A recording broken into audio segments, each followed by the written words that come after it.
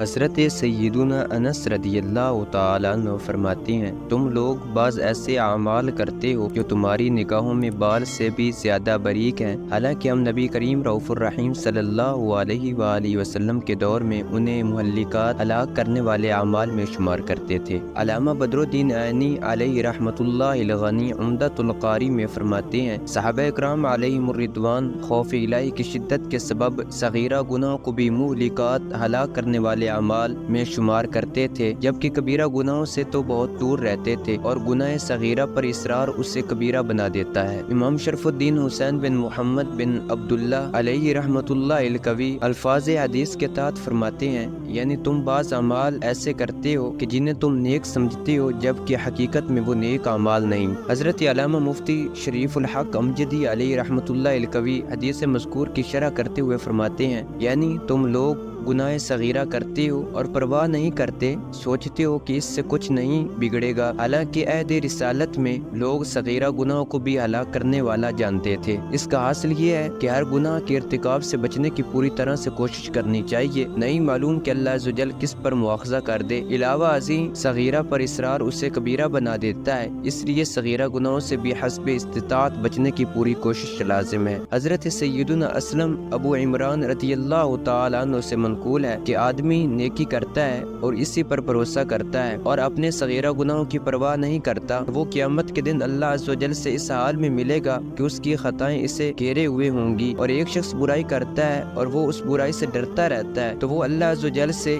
قیامت کے دن امن کی حالت میں ملے گا۔ حضرت سیدنا ابن مسعود رضی اللہ تعالیٰ عنہ فرماتے ہیں، اپنے آپ کو صغیرہ گناہوں سے بچاؤ، کیونکہ جب یہ زیادہ ہو جائیں تو اپنے کرنے والے کو ہلاک کر دیتے ہیں۔